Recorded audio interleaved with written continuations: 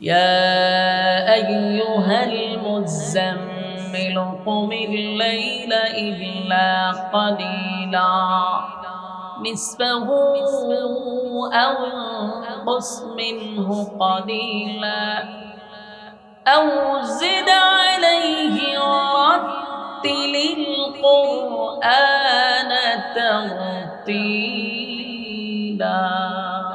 আল্লাহ সূরা মুজাম্মিল নাজিল করছে, রাসূলকে বলতেছে ইয়া আইয়ুহাল মুজাম্মিল। কোরআনে আপনি যত জায়গায় রাসূলের নাম ধরে আল্লাহ কোথাও বলে নাই ইয়া মুহাম্মদ বলে আল্লাহ ডাক দিয়েছেন। আল্লাহ বলেন এ কমলিওয়ালা, কম্বলের নিচে শুয়ে থাকলে চলবে না, আপনার কাজ আছে। আমি আল্লাহ আপনাকে যেই কাজের জন্য পাঠাইছি শুয়ে থাকলে সেই কাজটা করবে কে? কমলিওয়ালা বইলা ডাক দিছে বন্ধুরে, আল্লাহর নাম ধইরা ডাক দিছে না। আল্লাহ বহু জায়গায় নবীরে উফাদি বইলা ডাক দেয়। যেমন আল্লাহর যদি ডাকার প্রয়োজন হয় আল্লাহ ডাক দিছে ইয়াসিন বলে, ইয়াসিন নবীর উফাদি। ইয়া আইয়ুহাল মুদ্দাসসির নবীর উফাদি। তাহা নবীর উফাদি। ইয়া আইয়ুহাল মুজাম্মিল নবীর উফাদি। উফাদি বইলা ডাক দিল রে বন্ধু, কম্বল লইয়া যদি শুয়া থাকেন বলেন না বাকি কাজ কে করবে? দাঁড়িয়ে যান। কুমিল লাইলা ইল্লা কালিলা, রাতের একটা অংশে আপনি দাঁড়িয়ে যান, রবের জন্য আপনি দাঁড়ান। কিয়ামুল লাইল, রাতের কিয়াম বলতে তাহাজ্জুদের নামাজে দাঁড়ানোর জন্য আল্লাহ ইঙ্গিত করলেন নিসফাহু আও ইনকুস মিনহু কালিলা। আল্লাহ বলেন রাতের 3 ভাগের 1 ভাগ অন্তত পক্ষে আমাকে দেন, আপনি দাঁড়ায়া যাবেন, তাহাজ্জুদের নামাজে দাঁড়িয়ে যান। এই তাহাজ্জুদের নামাজ ছাড়া কোনো ব্যক্তি আল্লাহর ওলি হতে পারে না। কথা ঠিক নেই? 5 ওয়াক্ত নামাজ পড়ে আপনি কোনোদিন আল্লাহর ওলি হতে পারবেন না, ওলি হতে পারবেন না। 5 ওয়াক্ত নামাজ পড়ে জাহান্নাম থেকে বাঁচতে পারবেন, 5 ওয়াক্ত নামাজ পড়ে জান্নাতে যেতে পারবেন, 5 ওয়াক্ত নামাজ পড়ে আল্লাহর হুকুম আহকাম মানতে পারলেন। কিন্তু শুধু 5 ওয়াক্ত নামাজ দিয়ে তো আল্লাহর ওলি হওয়া যায় না রে। আল্লাহর ওলি হইতে গেলে ওভার টাইম লাগবে, ঠিক না? শুধু 5 ওয়াক্ত নামাজ পড়ে পড়ে জাহান্নাম থেকে বেঁচে যাবেন, জান্নাতের ভিতরে ঢুকবেন। কিন্তু আল্লাহর ওলি যারা হয় তারা কিন্তু গভীর রাত্রে আল্লাহর সঙ্গে একটা সুসম্পর্ক তৈরি করে। এই জন্য তাহাজ্জুদের নামাজ ছাড়া কেউ আল্লাহর ওলি হতে পারে না। যদি আল্লাহর ওলি হতে চাও তাহলে তাহাজ্জুদের নামাজে দাঁড়ায়া যাও, আল্লাহর সঙ্গে গভীরভাবে ওভারটাইম করে আল্লাহর সঙ্গে সুসম্পর্ক করো। ওলি মানে আল্লাহর বন্ধু, বন্ধু হইতে গেলে বন্ধুর সঙ্গে আলাদা কথা বলতে হবে, কথা হয় না? 5 ওয়াক্ত নামাজ তো সবার জন্য ফরজ ফরজ ফরজ, এটা তো এমনি করতে হবে। এটা আল্লাহ আপনারে বলছে করো, করতেই। কিন্তু তাহাজ্জুদ পড়ো বাধ্যতামূলক না। তাহলে তাহাজ্জুদ কেন পড়ে? এটা আল্লাহর সঙ্গে তার গভীর সম্পর্ক করার জন্য। আর যুবক ভাইরা এলোমেলো ভাবে কথাগুলি শুনবেন না, দিলের কান লাগায়া শুনেন। প্রতিদিন রাস্তাঘাটে আড্ডা মারেন, গল্প করেন, একদিন না হয় আড্ডা মারলেন না, গল্প করলেন না, ক্ষতিব। একটা দিন অন্তত পক্ষে শয়তানকে হারাইয়া আপনি জিতে যান। যদি প্রতিদিন শয়তানকে আপনি জিতায়া দেন তাহলে আপনার মতো সম্ভব তার কেউ নাই, নাফরমান কেউ নাই। শয়তানকে হারায়া দেন, মোনাজাত করে যন্ত বসে থাকেন, লইরেন না। বিরক্ত লাগতেছে? আমার যুবক ভাইরা আল্লাহ বলেন ইয়া আইয়ুহাল মুযাম্মিল কুমিল লাইলা ইল্লা কালিলা, বন্ধু কমলিওয়ালা দাঁড়ায়া যান, রাতের একটা অংশে আপনি আমার জন্য দাঁড়ায়া যান। তাহাজ্জুদের নামাজে দাঁড়ায়া গেলেন, আল্লাহ বলেন তাহাজ্জুদের নামাজে দাঁড়াইয়া ওয়ারাত্তিলিল কুরআনা তারতিলা, আপনি তারতিলের সাথে তেলাওয়াত করেন। এখানে আল্লাহ কিন্তু বন্ধুরে বলছে তারতিলের সাথে কোরআন তেলাওয়াত করেন। তার মানে কোরআন তেলাওয়াত সবাই করি, তারতিলের সাথে যদি কোরআন তেলাওয়াত না হয় সেই তেলাওয়াত আল্লাহর কাছে গ্রহণযোগ্য না। অনেক মুরব্বী আছে 60 বছর 70 বছর ধরে নামাজ পড়তেছে, তেলাওয়াত করে। অনেক মহিলারা কয় হুজুর খতম দেই আমরা রমজানে 4 বছর, কিন্তু তেলাওয়াত শুনলে মনে হয় মাথা ফাড়াইয়া যেতাম। কইতে যে শিখছে ফরা শুনলে শয়তানেও আছে। তার মানে সহি শুদ্ধ ছাড়া যদি আল্লাহর কোরআন তেলাওয়াত করেন, এই কোরআন তেলাওয়াত আল্লাহর কাছে গ্রহণযোগ্য না। আর সহি তেলাওয়াত ছাড়া যদি নামাজে দাঁড়ান, নামাজও হবে না। কারণ নামাজ ভঙ্গের কারণ হইল 19টা। ধরে কোন কয়টা? 19টা কারণের মধ্যে 1 নাম্বার হলো নামাজে অশুদ্ধ পড়া। এখানে কয়জন আলেম সারা যদি জিগাই তেলাওয়াত শুনলে তো দূর মারবার মন চায়। তেলাওয়াত এত গলত, অথচ নামাজ পড়তে 60 বছর দিলা ভালো দাগ পড়ে গেছে, কিন্তু একদিনও নামাজ হয়েছে না। যে হতে হইলে কি আপনারা আস্থা রাখবো, আপনারা দৌড়াইবো ভাই ইসলামী করো। 60 বছর ধরে নামাজ পড়ি বেটা, আপনার আর কি দোষ দিব? বাংলাদেশে অনেক বক্তা আছে লাল নীল টুপি লাগাই যে উঠে বাতি জ্বলেতে সারা শরীর, এরকম বক্তা আছে না? মেকআপ টেকআপ করে যায় একটা অদ্ভুত প্রাণী, 5 হাত লম্বা টুপি লাগাই সারা শরীরে লাল নীল বাতি জ্বলে। এর আর তেলাওয়াত মনটা কয় যে মাথাটা ফাড়াইলে বাইরিয়া বলে রে তুই তেলাওয়াত শুদ্ধ করতে পারছিস না, কে রে ওয়াজ করে মানুষের জীবন নষ্ট করতেছে। মাঝে মধ্যে তার তেলাওয়াত সোশ্যাল মিডিয়াতে আয়ে মেজাজ এমন গরম।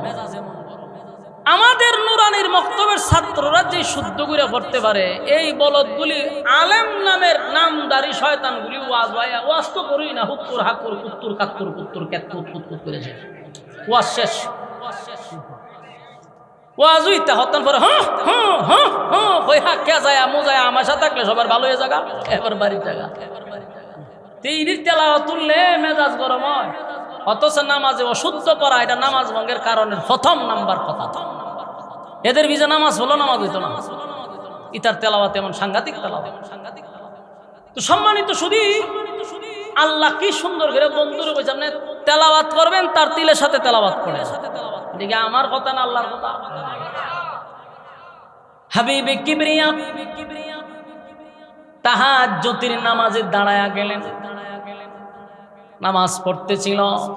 প্রথমেই বলছি তাহাজ্জুদের নামাজ তখন গুরুত্ব ছিল, তখনও 5 ওয়াক্ত নামাজ ফরজ হয় নাই। সাহাবায়ে কেরাম এর ফরজের মতো নামাজ পড়তো। তখন প্রথম দিক দিয়ে সবাই তাহাজ্জুদ পড়তো। নামাজ ফরজ হওয়ার পরে 5 ওয়াক্ত, তখন তাহাজ্জুদ এটা আপনার বাধ্যতামূলক নয়, পড়লে নফল ইবাদত বন্দেগীর সওয়াব। তো সম্মানিত শুধু রাসূল আরবি সাল্লাল্লাহু আলাইহি সাল্লাম যখন কোরআন নাজিল হয়ে গেল, এখন আল্লাহ কয় আপনার কাজ এখন আর গোপনে না, এখন সরাসরি। অনেকদিন রাসূল কালেমার দাওয়াত দিয়েছে গোপনে গোপনে, আল্লাহ একদিন কইলো আপনি একটা কাজ করেন, এখন প্রকাশ্যে দাওয়াত দেন। তো রাসূল সাফা পাহাড় একটা আছে ওই কাবার সাথেই, এই সাফা পাহাড়ের উপরে আগের একটা নিয়ম ছিল, ওইটার উপরে দাঁড়ায় যদি কেউ ডাক দিত তাহলে মানুষ একটা দল হয়ে যেত। এখানে দাঁড়ায় রাসূল যখন ডাক দিছে, ওনার গোত্রের সবাই এসে এক জায়গায় জমা হয়েছে।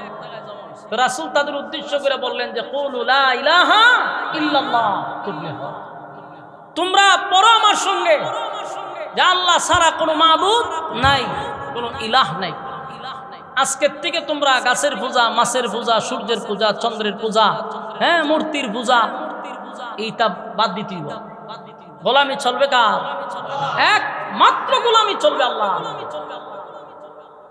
যেই মানুষগুলা রাসূলকে পাগলের মতো ভালোবাসতো, এর মধ্যে আপন চাচা আবু তালেবের আব্দুল মুত্তালিবের 10 জন ছেলের মধ্যে একজন হলো আবু লাহাব, রাসূলের আপন চাচা। এই কারণে বুঝি আমরা ডাকছো, সারা দিনটা তো আমরা বরবাদ করে দিছ, তুমি ধ্বংস হও, নাউজুবিল্লাহ। আল্লাহ এর জবাবে সূরা লাহাব নাযিল করছে, আপনারা সবাই জানেন। তো রাসূল যখন কালেমার দাওয়াত দিতে লাগলো, বাধাও আসতে লাগলো, এরকম চলতেছে অনেক দিন ধরে, বিভিন্ন বাধা মোকাবেলা হয়েছে। মক্কার মানুষ কোনোভাবেই রাসূলকে কালেমার দাওয়াত থেকে আটকাইতে পারলো না, যত বাধা দেয় তত প্রচার হয়। এবং মক্কার বাগা বাগা ব্রেইনি লোকগুলা লইয়া রাসূলের সামনে বসে, কিন্তু এরা যত জ্ঞানী লোকই হোক রাসূলের কাছে গিয়ে আর কথা বলতে পারে না, ফাইসা যায়। কথা বলে কিন্তু রাসূল এমন এক কথা বলে আর যত কথা ছিল সব বেহুদা হয়ে যায়, মানে কোনোভাবেই রাসূলের সঙ্গে কথা বলে কুলাইতে পারে না। আমার কথা কি আপনারা বুঝেননি? মনোযোগ দিন, মনোযোগ দিন। আপনারা লড়াচড়া আমার মন ভেঙে গেছে, মনোযোগ দিতেই, মনোযোগ দিলে ওয়াজ শুনে ভালো মজা পাইবেন। দেখেন, এটার এক্সাম্পল হইলো বাংলাদেশে 16 বছর দেখছেন নি যে টক শুধু হইতো, দেখছো 5টা 6টা নাস্তিক বসা থাকতো টক শুতে, আর একজন আলেমরে ডাক দিত। এরার উদ্দেশ্য পরিকল্পিতভাবে, এদের চিন্তাই ছিল যে 5 জন নাস্তিক থাকবে, একজন আলেম থাকবে, পরিকল্পিতভাবে আমরা আলেমদেরকে বেইজ্জতি করব জাতির সামনে। কিন্তু এরা জানে না আলেমদের কাছে যে জ্ঞান সেটা আল্লাহ প্রদত্ত। বলুন, আলেমদের কাছে যে জ্ঞান এটা কি? আল্লাহ প্রদত্ত।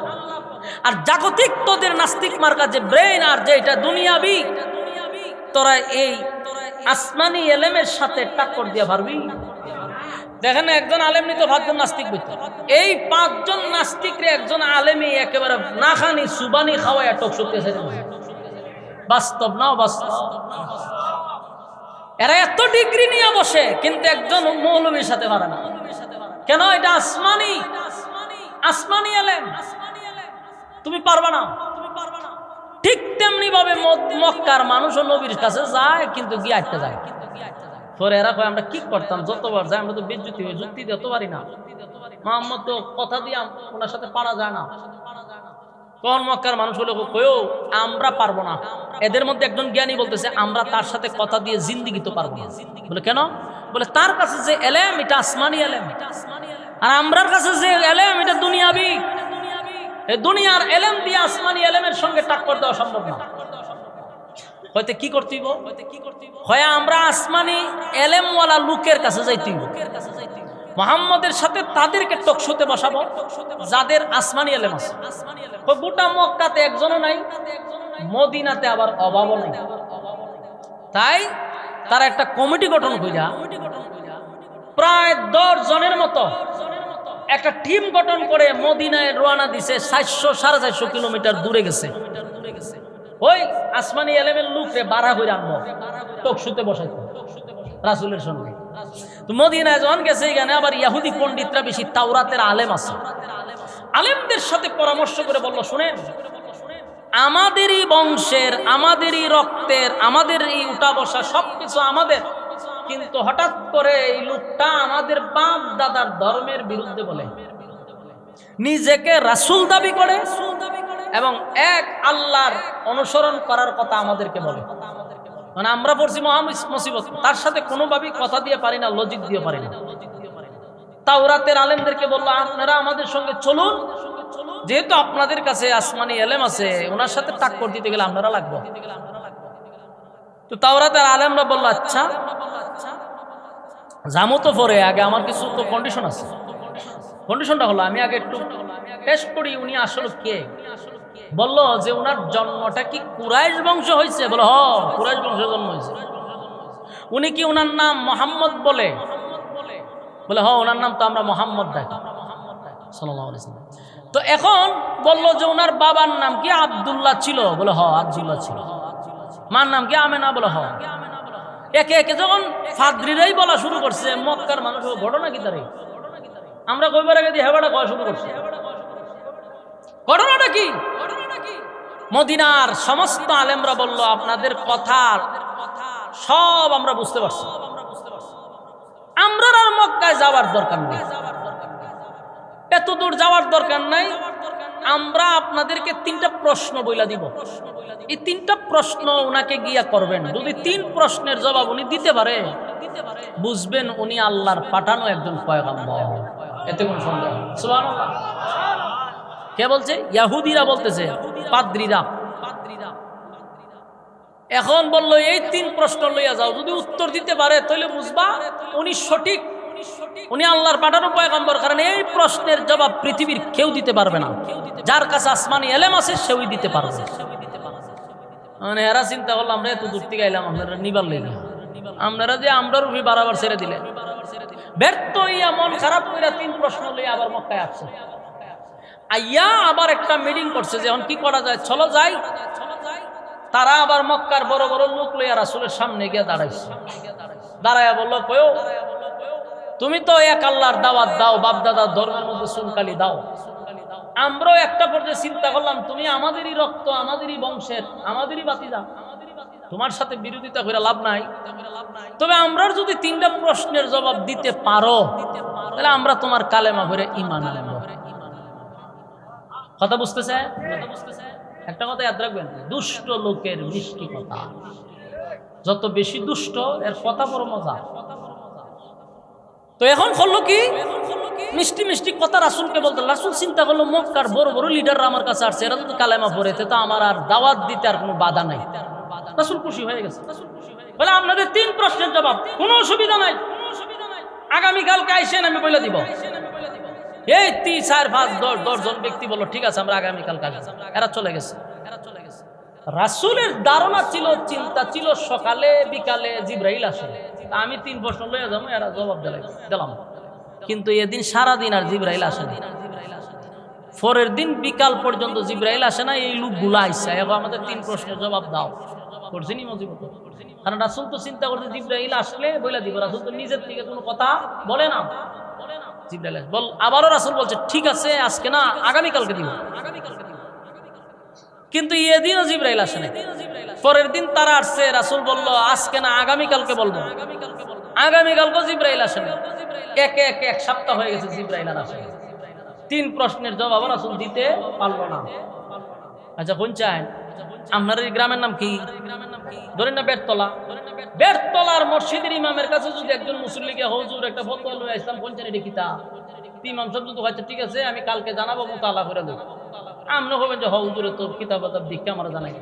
পরের দিন গিয়ে যদি ইমাম সাহেবের হুজুর ফতোয়াটা বলে না আজকে পারতাম না আগামী কাল খাইয়েন। পরের দিন গেলেন ইমাম সাহেব যদি বলে আজকেও না খাল খাইয়েন, আপনার মেজাজ গরম হইব নি? আপনার মেজাজ গরম হয়ে কি করবেন? আজকে কইরা মসজিদ থেকে বাইরে আইসা চাষটলো বইবেন, বই 1 কাপ চা খাইবেন আর বলবেন আমরা মসজিদের ইমাম সাহেবরা রাখছে হুদহুদি দুরু দুরু দুরু কোনো খামেরই না, ঠিক নেই তো হুদহুদি রাখছে। টিফিন বাড়িতে গরম ভাত বাড়াই বেড়া খায়, খামের খাম না। 1টা ফতোয়া লইয়া 3 দিন গেলাম, বেড়া উত্তরই দিতে পারলো না। ইমাম সাহেব বিদা করো।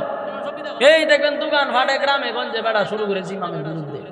বাস্তব না বাস্তব?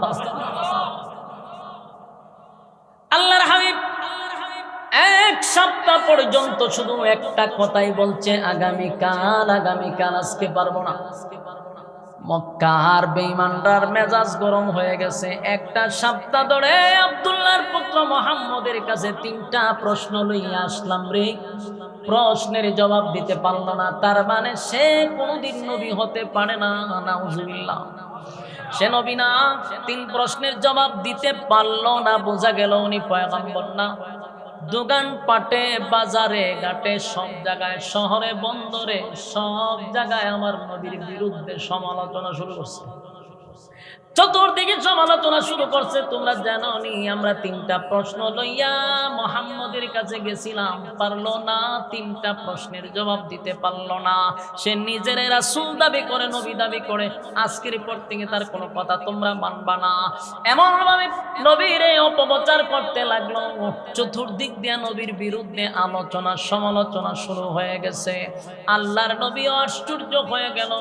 আজকে 1টা সপ্তাহ ধরে জিবরাইল কেন আসে না? সকালে আসে, বিকালে আসে, সন্ধ্যায় আসে। আজকে 1টা সপ্তাহ ধরে কেন রে জিবরাইল আসে না? নবী চিন্তায় পড়ে গেল। আল্লাহর নবীর মন ভেঙে গেছে।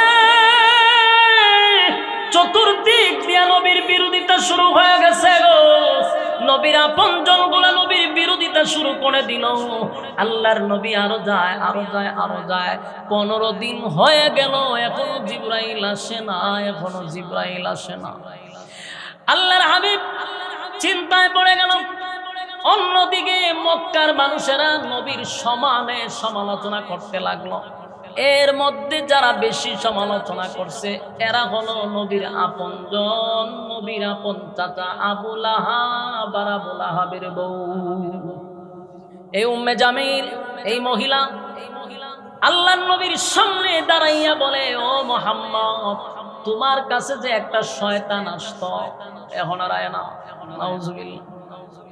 এই মহিলা কত খারাপ চিন্তা করছে, এই জন্য এই মহিলার নামে আয়াত নাযিল হইছে। আল্লাহর নবীর কাটা গায়ে লবণ দিয়া দিল, নবীর কলিজায় দারুণ একটা ব্যথা লাগলো। হায় রে, 15 দিন ধরে জিবরাইল আসে না, নবীর চোখের পানি পড়তেছিল মুক্তার দানার মতো। আবার আপন চাচি আয়েশা কেমনে রে আমারে বলে আমার কাছে শয়তান আসতো, এখন আর আসে না। এখানেই শেষ নয়, এই উম্মে জামিল রাসূলের সামনে দাঁড়াইয়া বলল, এই মুহাম্মদ শুনো, তোমার আল্লাহ তোমারে ভুলে গেছে। তোমার আল্লাহ তোমারে ভুলে গেছে, আর কোনোদিন তোমারে স্মরণ করবে না। নবীজি একা একা চোখের পানি ছেড়ে কান্দে, আর বারবার আসমানের দিকে তাকায় থাকে, কোন সময় জিবরাইল আসবে রে, জিবরাইল কেন আসে না। মানুষ আমারে গাল মন্দ করে। কানতে কানতে একটা পর্যায়ে মানুষ বলা বলি করতে লাগলো, আপনার রব আপনারে ভুলে গেছে, আপনার রব আপনারে ভুলে গেছে। নবীও কান্দে আর বলে, মালিক, চতুর্দিক দিয়া মানুষ আমারে বলে আপনি নাকি আমারে ভুলে গেছেন, আপনি নাকি আমারে ভুলে গেছেন। আল্লাহ কেন ভুলে গেলেন, কি করলাম, কেন আমারে আপনি এইভাবেই ভুলে গেছেন। আবার যুবক ভাইরা, নবীর কান্না দেখে আল্লাহ রাব্বুল আলামিন জিবরাইলকে পাঠাইলেন। 15 দিন পরে জিবরাইল আসছে জমিনে। কতদিন পরে? 15 দিন পরে জিবরাইল আসছে। আল্লাহর নবীর মনটা বেজার, বেশি খুশি না জিবরাইলের প্রতি, নবী একটু বেজার। প্রথম আসার পরে আল্লাহর নবী বলেন, জিবরাইল রে আইলি, আজকে আসলি কেন, 15 দিন আসলি না? তাকায়া দেখ, মক্কার অলিতে গলিতে আমার বিরোধিতা শুরু হয়ে গেছে। কত গাল মন্দ করছে রে, আমার আপন চাচি আমার বিরুদ্ধে গালি দেয়, আমার মক্কার আমার গোষ্ঠীর মানুষেরা আমারে গালি দেয়, কেন আইলি না? জিবরাইল কয়, হুজুর আমি আসতে চাই, কিন্তু আমার মালিকের পক্ষ থেকে নিষেধ, মালিক আসতে দেয় না। নবীজি হাউ মাউ করে কান্দে আর বলে, হায় রে, আমার মালিক কি আমার প্রতি রাগ করছে, আমার প্রতি অভিমান করছে? জিবরাইল কয়, হুজুর এই নেন আপনার জন্য একটা সূরা নিয়ে আসছি, আল্লাহ কি বলে একটু শুনেন। এই সূরা নাজিল করে আমার মালিক 2টা কসম করছে, সূরা দুহা নাজিল করে নবীরে সান্ত্বনা দেওয়ার জন্য, সান্ত্বনা দেওয়ার জন্য। 15 দিন নবীর চোখের পানি পড়ল। আজকে জিবরাইলকে পাঠাই আল্লাহ বলেন বন্ধুরে সান্ত্বনা দেওয়ার জন্য সূরাটা নাজিল করলাম। সূরা নাজিল করিয়া 2টা কসম করছে সূরার শুরুতে। আল্লাহ তখন বলেন, ওয়াদ-দুহা ওয়াল-লাইলি ইযা সাজা। আল্লাহ বলেন ওয়াদ-দুহা, দিনের আলোর কসম, দিনের আলোর কসম। যেই সময় সূর্যটা খুব সুন্দরভাবে ঝলমল করে উঠে, যেই সময়টায় আমরা একটা নামাজ পড়ি, এটারে কই আমরা তাসবিহের নামাজ। এই সময়টা, এই যে সময়টা, এটা 12টার একেবারে আগ মুহূর্তে। এই সময়টাতে যেই রুদ্রটা উঠে, ওই রুদ্রটাকে উদ্দেশ্য করে আল্লাহ বলেন ওয়াদ-দুহা, আল্লাহ বলেন দিনের আলোর কসম। ওয়াল্লাইলি ইযা সাজা, রাতের অন্ধকারের কসম। এ যুবক মুরব্বী বাবারা, তিলের কান লাগায় কথাগুলি শুনি, আপনারা এদিক সেদিক মনোযোগ দিবেন না, লম্বা সময় দিব না, কিন্তু লড়াচড়া করলে আলোচনার মজা পাবেন না। এখন আয়াতে ঢুকছি, সূরাতে ঢুকছি, আপনারা একটু মনোযোগ দিয়া কথাগুলি শ্রবণ করেন। আল্লাহ সূরার শুরুতে দুইটা কসম করছে, ওয়াদদুহা ওয়াল্লাইলি ইযা সাজা, দিনের কসম, রাতের কসম। এ যুবক ভাইয়েরা, তাফসীর কারকরা বলেন ওয়াদদুহার আরেকটা ব্যাখ্যা হলো ওয়াল্লাইলির আরেকটা ব্যাখ্যা আছে। আল্লাহ বলেন ওয়াদদুহার আরেকটা ব্যাখ্যা হলো ওয়াদদুহা, নবী আপনার সুন্দর চেহারার কসম, ওয়াল্লাইলি ইযা সাজা, নবী আপনার কালো চুলের কসম। চিৎকার দিয়া কোন সুবহান। আমার আল্লাহ নবীর চেহারার কসম করছে গো,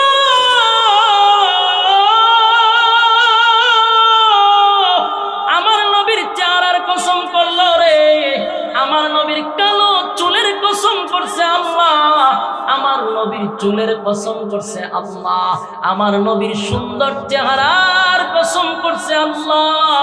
আল্লাহ বলেন ওয়াদদুহা, নবীর চেহারা, সুন্দর চেহারার কসম, ওয়াল্লাইলি ইযা সাজা, আপনার কালো চুলের কসম।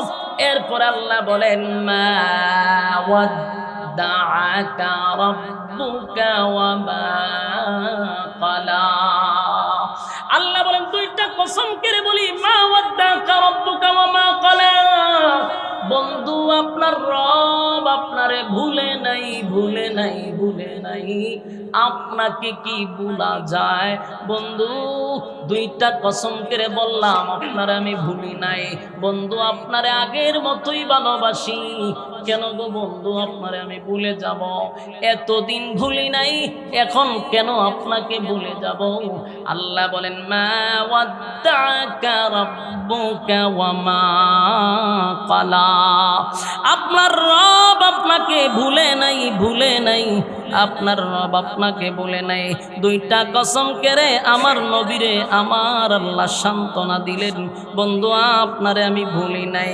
এরপর আল্লাহ বলেন ওয়ালাল আখিরাতু খায়রুন লাকা মিনাল উলা, নিশ্চয় আপনাকে বর্তমান থেকে পরবর্তীতে আপনার জন্য আরো আমি বেশি রাখছি। আপনার সম্মান মর্যাদা এখন যা বাড়াইছি, এর থেকে বেশি আপনার জন্য পরবর্তী সময়ে আমি আপনার জন্য বরাদ্দ রাখছি। সুবহানাল্লাহ, লাগি বাড়ি দেয়া হয়। ওয়ালাল আখিরাতু খায়রুল লাকা মিনাল উলা, দুনিয়া কিছুই নয় গো, দুনিয়া কিছুই নয় বন্ধু, আপনার আমি দুনিয়ায় যা দিছি এটা কিছুই না। ওয়ালাল আখিরাতু খায়রুল লাকা মিনাল উলা, বন্ধুরে বন্ধু বলে দুনিয়া কিছুই না, আপনাকে দুনিয়ায় যে সম্মান আর মর্যাদা দিছি বন্ধু এটা কিছুই না, আপনার জন্য কোটি কোটি গুণ বেশি আমি পরকালে বরাদ্দ রাখছি। আমার যুবক ভাইরা, এই যে মালিক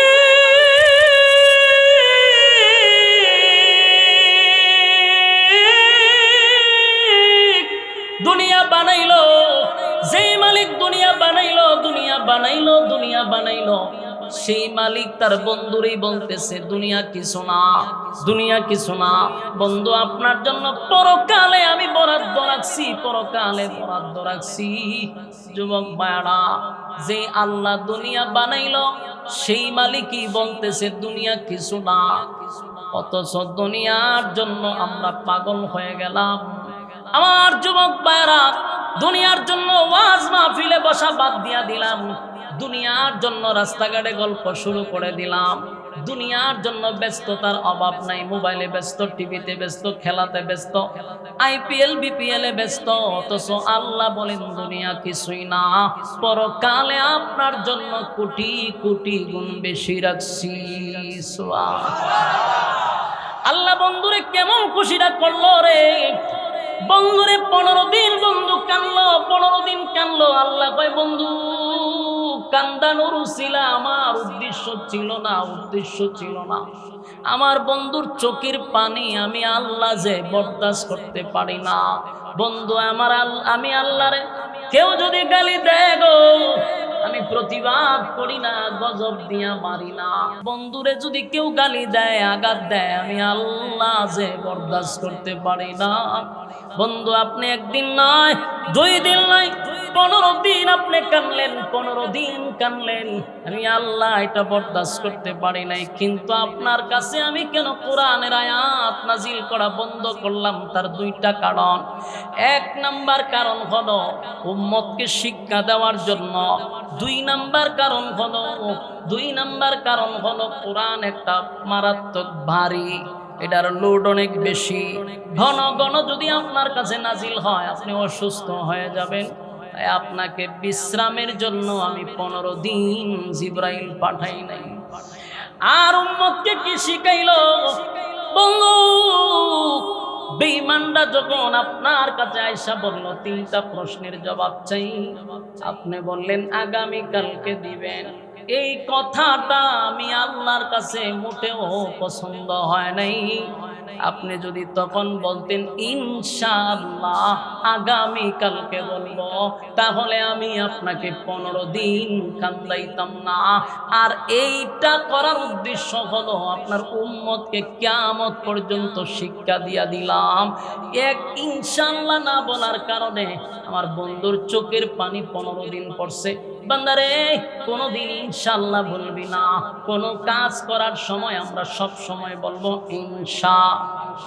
আরো জোরে আমরা বলবো বাড়িতে যাব ইনশাআল্লাহ, খানা খাবো ইনশাআল্লাহ, আমরা অমুক জায়গায় যাব ইনশাআল্লাহ।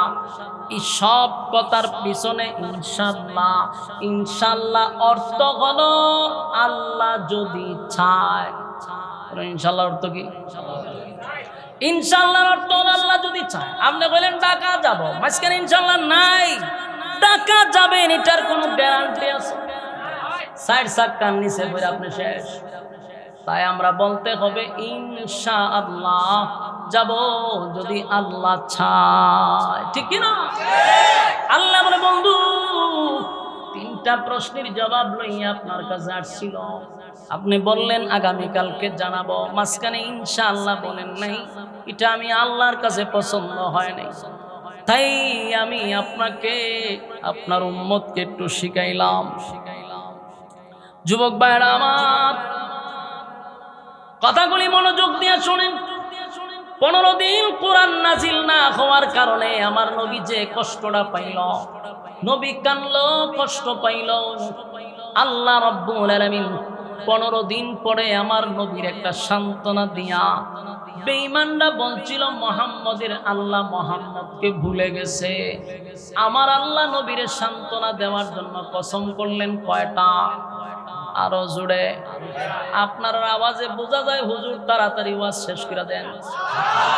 আওয়াজ কম, আমি সিগন্যাল পাইতেছি। আপনাদের আওয়াজ কম হইলে আমারও আওয়াজ কমবে, অসুবিধা নাই। কথাগুলি মনোযোগ দেন। কসম করছে কয়টা? কসম করে যেই কথাটা আল্লাহ বলছে এটা হলো আপনারে ভুলি নাই। সুবহানাল্লাহ। ওয়াদ-দুহা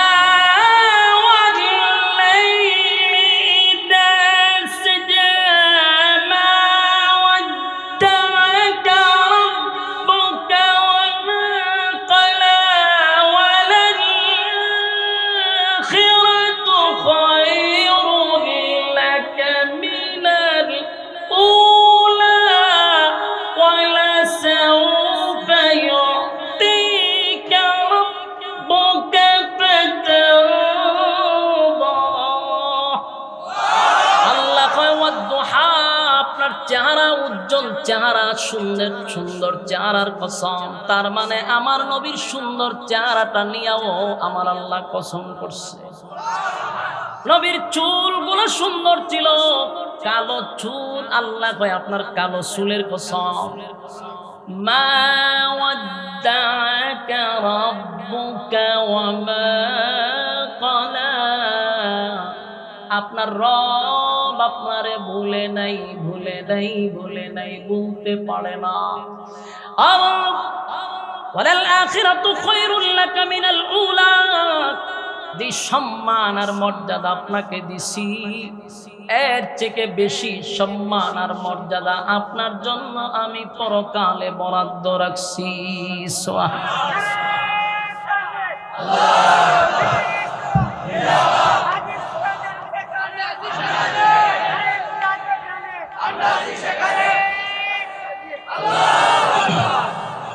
এরপর আল্লাহ বলেন ওয়ালাল আখিরাতু খায়রুল লাকা মিনাল উলা, এরপর আল্লাহ বলেন ওয়ালা সাওফা ইউতিকা রাব্বুকা ফাতারদা।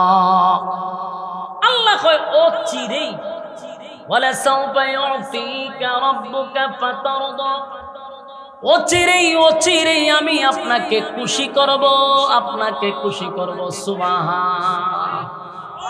তাফসীর কারকরা বলেন এই আয়াতের ব্যাখ্যা, আল্লাহ কেন বললেন ওয়ালা সাওফা ইউতিকা রাব্বুকা ফাতারদা, আল্লাহ কেন বললেন আপনাকে অচিরেই খুশি করব, এটার কয়েকটা কারণ থাকতে পারে। একটা কারণ হলো মক্কা বিজয়, আল্লাহ মক্কা বিজয় দিলেন, এটার আরেকটা কারণ হতে পারে বন্ধু আমি আপনাকে মক্কা বিজয়ের ঘোষণা দিলাম, এখানেই শেষ নয়, আপনাকে আমি মেরাজে ভ্রমণ করাবো। ওই যে মেরাজে নিয়ে গেছেন, হয়তোবা এটাকে আল্লাহ ইঙ্গিত করছে যে ও চিরেই আপনাকে খুশি করব। ওয়ালা সাওফা ইউতিকা রাব্বুকা ফাতারদা। আমার যুবক ভাইরা, এরপর আল্লাহ বলেন আলাম ইয়াজিদকা ইয়াতীমান ফাআওয়া, তিনি কি আপনাকে ইয়েতিম অবস্থায় পাননি? আল্লাহ দেখেন বন্ধুরে খুশি করার জন্য, আনন্দ দেওয়ার জন্য, অভিমান ভাঙানোর জন্য ওই পিছনের কথাগুলি বইলা বইলা নবীরা আনন্দ দিতেছে যে বন্ধু আপনি বলছেন আমি আপনাকে ভুলে গেলাম। না বন্ধু বলি নাই, বলুন তো দেখি আমি কি আপনাকে এতিম অবস্থায় পাই নাই? কোনো বন্ধু যদি কারো সামনে অভিমান করে, কোনো বন্ধু যদি অভিমান হয়, ঝগড়া হয়, তখন এক বন্ধু যে অতীতে তারা যত উপকার করছিল সবগুলা হ্যাঁ বলতে থাকে, দেখ স্মরণ করে বন্ধু তোরে কি আমি ঢাকায় নিয়া জামা কিনা দিই নাই, তোর মোবাইল ছিল না তোরে কি মোবাইল কিনা দেই নাই, তুই খাইতে পারতি না তোরে খাওয়াইছি না। কেন বলে? অভিমান ভাঙানোর জন্য যে তোর অনেক উপকার কিন্তু আমি করছি, কথা হয় না? আল্লাহ বলেন আমি আমার বন্ধুকে আলাম ইয়াজিদকা ইয়াতীমান ফাআওয়া, বন্ধু আপনাকে কি আমি এতিম অবস্থায় পাই নাই? এতিম অবস্থায় যখন আপনি ছিলেন তখনও বলি নাই, আর এখন বুঝি আপনাকে আমি বইলা যাব।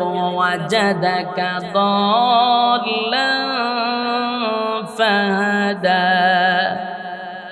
এবং আমি আপনাকে এমন অবস্থায় পেয়েছিলাম, পথ হারা অবস্থায় ছিলেন, আমি আপনাকে পথ দেখায়া দিছি।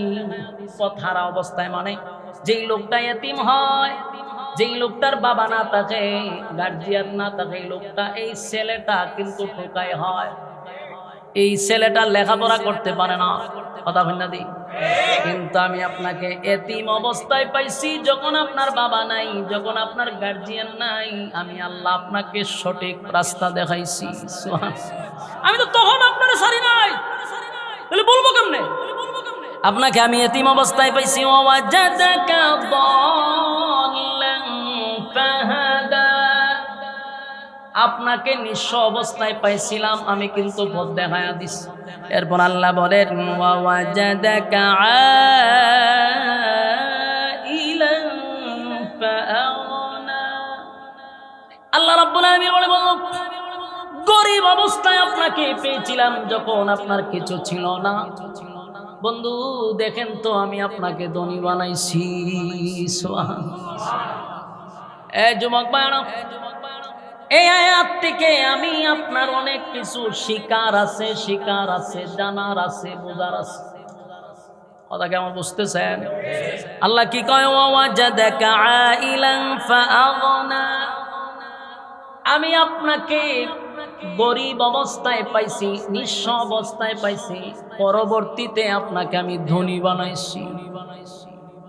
এখানে দুইটা কথা আমাদের বোঝা খুব জরুরি। একটা হলো, নবী কি সবসময় গরিব ছিল না ধনী ছিল? আল্লাহ নিজেকে জানে গরিব ছিলেন, ধনী বানাইছি।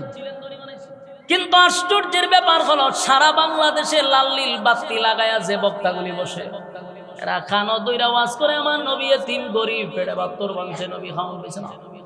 ই ওয়াজ করে খান্দায় মান্দায় মানুষকে পারায় তোলা হয়। মানুষ টিভিতে নবী গরিব আছেন, পেটে বাত্তর আছেন, আপনারাও তো ফাঁস ফুস করে চলেন করে। হ্যাঁ, আপনারা যে গাড়ির তেল আনেন, পালা খাবার চুবার করেন, নবী তো পেটে বাত্তর আছেন, নবী গরিব আছেন। ওই যে আপনার ওয়াজ করে আগে তো নবী গরিব আছেন, পিঠের সামরা তুলে নেবেন বাইরিয়া, আর হবেন ইয়া এতের অর্থ কম। ও যাদাকা আইলাম ফাগনের অর্থ কম না লই, এটার অর্থ হবেন কইতো আল্লাহ কয় আপনি গরিব ছিলেন, আমি আপনাকে ধনী বানাইছি। তার মানে নবী সবসময় গরিব ছিলেন, আল্লাহ নবীকে ধনী বানাইছে। এই নবী দেশের প্রেসিডেন্ট ছিল, বলুন কি ছিল? নবী দেশের রাষ্ট্রনায়ক ছিল। বেদাতির বাচ্চাগুলা এই ওয়াজ মাহফিলে পড়ে না, বন্ডগুলি সেই ওয়াজ কেন করে না? আমার নবী দেশের রাষ্ট্রনায়ক ছিল, এই কথাগুলি প্রত্যেকটা উম্মতের কান পর্যন্ত পৌঁছায়া দেওয়া। এই ওয়াজ না করার কারণে আজকে মানুষ আমাদেরকে মৌলবাদ বলতে বাধ্য হয়। যারা মৌলবাদ বলে তাদের জানা দরকার, রাজনীতি আমরা শিখছি রাসূলুল্লাহর কাছ থেকে। আমরা পাল্টা প্রশ্ন করব, তোমরা রাজনীতি কোথা থেকে শিখছো? আমরা রাজনীতি হয়েছে ওই পুরানা রাজনীতি না, চূড়া। আমার নবী দেশের রাষ্ট্রনায়ক ছিল, প্রেসিডেন্ট নবী ছিল। হযরত আবু বকর দেশের প্রেসিডেন্ট ছিল, উমর দেশের প্রেসিডেন্ট ছিল, উসমান দেশের প্রেসিডেন্ট ছিল, আলী দেশের প্রেসিডেন্ট ছিল, একের পর এক সাহাবায়ে কেরাম দেশের প্রেসিডেন্ট ছিল। আমরা রাজনীতি হয়েছে মেজাজ খাসা কঞ্চি দিয়ে বাইরিবার মন চায়নি, খাসা সিংলা দিয়ে বাইরিবার মন চায়। নবী সরাসরি রাজনীতি করছে, দেশের রাষ্ট্রনায়ক ছিল, দেশ পরিচালনা করছে। এই কথাগুলি যে বলে এর তো দোষ নাই, এদের প্রতি আমার রাগও নাই। রাগ হইল লালিল বাতি, ওই যে টিকলি মাকলি লাগাই উঠে মেকআপ টোকাপ লাগাই এটা করে ওয়াজের নামে কুকাকু করে যে এই মাথা ফাতলার দলগুলি নবীর ইতিহাস জানে না, কিচ্ছু না। এর বিষয় দিছে সূরা ইখলাস, আল্লাহর সম্মান মর্যাদা নিয়ে আলোচনা করেন। হে কয় কুল হুয়াল্লাহু আহাদ, কুল নবী আপনি বলুন। নবী সিনচুনি কাটা হালেমা তো সাদিয়ার কাছে দুধ পান করছেন, আমেনার এই পুত্র আব্দুল্লাহর সন্তান হইয়া এই ইতিহাস করতে হইতে শেষ পরে লাস্টে হয় আমার তো সময় নাই, আমি তাফসীরটা করতে পারছি। আহাদও গেছে না, কুল হয়ে গেছে গেল, এই হয়ে ওয়াজ শেষ, আইসা তাফসীর করতে। খাঁচা খঞ্চি থাকলে ফাত ফাত ফাত ফাত করে বেরিয়ে। এই ওয়াজ যদি প্রত্যেকটা জায়গায় হইতো তাহলে আমাদেরকে মৌলবাদ বলতো। হুজুররা যদি এমপি পদে দাঁড়ায়, হয় রে হুজুর তাকবাইন মসজিদ, তাকবাইন মাদ্রাসা, গরম বাদ দিব না, টিফিন মেরা বাদ দিব, আপনি রাজনীতি করুন কেরে? এর জানা নাই যে রাজনীতি আমার রাসূল করছে। জানে না নবী দেশের প্রেসিডেন্ট ছিল, কারণ হে আর জীবন শুনছেন নবীর ভেড়া হাত তোর আছে। ওয়াজ খাওয়াই গেছে তো। আপনার দেশে একটু বাদল সাবজুর আসিন, আচ্ছা ওনার আমি দোয়া করি, কারণ লোকটা এত বেশি ভেদ না লাগাইছে না। এক ধারাবাহিক ওয়াজ করছে, গিচ্ছা কাহিনী করছে, কোরআন হাদিস নাই, কিন্তু এখন লালিল বাতিরা যে কাহিনী করে এরকম ভেদ না লাগাইছে না। কিন্তু উনিও করে গেছে ভেড়া হাত তোর হয়ে শেষ, কিন্তু শেষের যে আয়াত আপনাকে ধনী বানিয়ে এই ওয়াজ আর করলো না, এটাই আমার দুঃখ। আচ্ছা বলুন, দেশের প্রেসিডেন্ট ছিল, আজকে যদি নবী থাকতো তাহলে স্বর্ণের গাড়ি চালাইতো, স্বর্ণ দিয়ে। আচ্ছা কোন তো দেখি আপনি আমার হিসাবে যদি আমরা গরু দেলাই, লাউ দেলাই, ছাগল দেলাই, ফিরের বক্ত ইয়া নবী যদি এই যুগে থাকতো উম্মতেরা কি করতো? সুবহানাল্লাহ, সুবহানাল্লাহ। স্বর্ণ দিয়ে গাড়ি বানায় দিত, স্বর্ণ দিয়ে বিমান বানায় দিত। ওই যুগে তো কথা বলতেছি না, এই যুগে এখন কেউ গাড়ি নিয়ে চললে হয় দেখছো হুজুর মানুষ গাড়ি লয়, হ্যাঁ রে খাঁচা গঞ্জিতে আধা ঘন্টা বেরিবেন বলে। এই যুগে যদি নবী থাকতো পৃথিবীর সবচেয়ে বিমান হেলিকপ্টার নবী চালাইতো। ইসলামটারে একেবারে নিচে গরিবের কারখানা, এটারে মানুষের কাছে একটা হেউ প্রতিপন্ন করছে। ইসলামটা মাঝে উল্লেখ হয় গরিব গরিব গরিব। মানুষ জেনারেল শিক্ষিত, মাদ্রাসাতেই পড়াইতে দেয় না, লাগাইব কেডা মরবো আর গিয়া জানাজা পড়বো, ইডি লাইনে মাদ্রাসা দেয়। আলহামদুলিল্লাহ এখন কিছু হুজুররা স্মার্ট হওয়ার কারণে, হুজুররা আস্তে আস্তে আপডেট হওয়ার কারণে উন্নত মানের মাদ্রাসা করতেছে এবং পড়ালেখার মান বাড়াইছে। মোটামুটি এখন জেনারেল অনেক শিক্ষিতরা মাদ্রাসামুখী হচ্ছে। কারণ একটা সময় যে গরিবের ওয়াজ করতে করতে হে লিল্লাহ সদকা যাকাতের মধ্যে উজুরা রেখে দিচ্ছে। আমার তো দিলে মন ডাক হয় মাঝে মধ্যে, সব আলেমদের একটা বাড়ি একটা গাড়ি থাকা দরকার। আপনারা আলেমদেরকে মসজিদ পর্যন্ত ঢুকাইয়া রাখছেন, মসজিদকে বাড়ি করতে দেন না। 5,000 6,000 টাকা বেতন দিয়ে ইমামরা আটকায় রাখছেন। আর আলা শুনলে বোঝা যায় ইমাম সাহেবরে যে কি পরিমাণ বেতন দিতেছে, বড় বড় কথা হয়। 10 টাকা বেতন দিয়ে হেও জারি মারে। প্রত্যেকটা আলেমরা শান শৌকতে থাকা দরকার। তাহলে এটা হলো আলেমদের শান। সম্মানিত শুধু বলুন, নবী কি খালি গরিবই ছিল না নবী ধনী ছিল? হ্যাঁ, এই ওয়াজ করবে। আল্লাহ বলেন ওয়াজাদাকা আইলান ফাআগনা, আমি আপনাকে নিঃস্ব থেকে ধনী বানাইছি। খাদিজার মাধ্যমে ব্যবসা বাণিজ্য করে আপনি ধনাঢ্য হয়েছেন। খাদিজার কোটি কোটি কোটি টাকার সম্পদ আমার নবীর পায়ের নিচে ঢেলে দিয়েছে। কোটি কোটি টাকার সম্পদ তখনকার যুগে নবীরে সব দিয়া দিয়েছে। আপনি ইসলামের জন্য ব্যয় করেন। আমার যুবক ভাই, এই কথাগুলি যদি এখন আমরা বলি তাহলে অনেকের কাছে নতুন নতুন মনে হয়, কারণ এই ওয়াজ তো পাবলিকের শোনায় না। পাবলিকের কাছে ওয়াজ হইল খালি ফির আর ফকিরের ওয়াজ। ওয়াজটা ঢুকবে খালি মুর্শিদের ওয়াজ। কেরে রে তোর তো ফিরের ওয়াজ করন লাগবো, কেরে রে কথা কয় না। মাল যদি বালা হয় এমনি মানছে কিনে, যেটার বিজ্ঞাপন বেশি এটা 2 নম্বর মাল। এটা মার্কেটে বিক্রি হয় না, এটারে হুড়ায়। তোর ফিরের অত ফটর ফটর কথা ফির কিতা ফির না ধরলে কি আমার জাহান্নামে যেতে হবে? ফির ধরা কি ফরজ নাকি? ফির শব্দ এটা ফার্সি শব্দ, এটার মূল অর্থ হলো উস্তাদ। উস্তাদের কাছে হইলো শিখা, উস্তাদের কাছে যাবো আমি শিখবার জন্য। এতে উস্তাদের দ্বারা যায় ফির নামক এক ফিরের কাছে মুড়ি দিছে, এটার কাছে গেলে হালি লাও আর গুরুর মেলা। হ্যাঁ কে রে ইতা পাইছেন কো? গুরু মা বাপরে খাওয়ান, নিজের আপন মা বাপরে গুরু খাওয়ান। আল্লাহর কসম, মা বাপের দোয়া ডাইরেক্ট কবুল, ফিরের দোয়া কবুল একটা এত পাইতেন না আপনি। মা বাপ যদি আপনার জন্য দোয়া করে কোনো পর্দা নাই, ডাইরেক্ট কবুল। আল্লাহর ওলি যত বড় হোক, ফিরের দোয়া কবুল হইতে পারে না হইতে, কোনো গ্যারান্টি। আর যেটার 100% গ্যারান্টি, মা বাপরে বছর 1 কেজি গোশত খাওয়ায় না। চিন্তা করছে? এটার সম্পূর্ণ দায়ভার হলে এই বন্ড ফিরবে। এরা যদি সন্তানদেরকে ওয়াজ নসিহত করতে বলে, রে বাবা আমার কাছে গুরু দিস না, তোর মা বাপরে খাওয়া, তুই মা বাপের খেদমত কর, তাহলে আমি আপনি ওয়াজ কইরা যেই পরিমাণ আপনাদেরকে বুঝাইলাম হইলে এর চেয়ে বেশি ফায়দা হইতো ফিররা যদি ওয়াজ করতো। ওয়াজ করবো কইতে সূরা ফাতিহা পড়তে পারে না, যেই ফিরে গেছে মরে যে সূরা ফাতিহা পড়তে পারে না, এ কি আর ওয়াজ করবে? আজকে সমাজ ধ্বংস হয়েছে এই সমস্ত ভণ্ডদের কারণে। মা বাপের খেদমত নাই, পর্দা তো নাই, ওই ফিরের ভাওয়া টিপে বেরিয়ে হে কি জীবনে পর্দার ওয়াজ করবো? কথা না দি এত পর্দার ওয়াজ করতো না, কারণ হের ভাও টিপে। ওই যে আপনারা একটা বক্তার নাম হচ্ছে মন্নান জিহাদি, এক সময়ের বেদাতীদের টপ লেভেলের গুরুটা করছিল।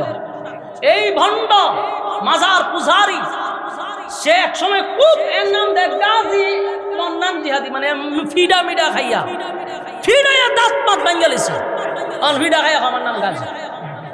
হেডার একটা ভিডিও ফুটেজ দেখছি, এক ঘরের ভিতরে বয়া মহিলার ফাউটিং করতে হেভি টেন্ডার আত সুমাইতেছে। হে বলে ফির, কে বলে বেদাতীদের অত্যন্ত প্রহরী, ওর টাইটেল দেয় সুন্নিয়তের অত্যন্ত প্রহরী। জুতা দামার কথা না, শয়তানের বাচ্চা। হের হাতে বেট টেনতে সুমায় ভাও এক বেড়ি ঠিক। বিশ্বাস না করলে ছবি জায়গা ফুটেজ আছে আমার কাছে, প্রমাণ সহ কথা বলতেছি। তো বলুন আপনি, এই মন্নান জিহাদি বন্ড কোনদিন পর্দার ব্যাপারে ওয়াজ করব? এর কোন ওয়াজ পর্দার ওয়াজ আছে? করতো না, বেটি ভাও। আমার যুবক ভাইরা, এই কথাগুলি অনেকের কাছে তীরের মতো আঘাত লাগতে পারে, হ্যাঁ কিছু করার নাই।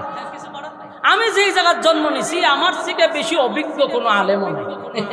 মানে এই লাইনে এদের ব্যাপারে গবেষণা আমার চেয়ে বেশি গবেষণা, আমি একটা মেইন জায়গাতে আমার জন্ম। সম্মানিত শুধু আমি যদি এরার মতো খালি একটু এদিক সেদিক করতাম তা আমার প্রতিটা প্রোগ্রাম থাকতো হেলিকপ্টারে।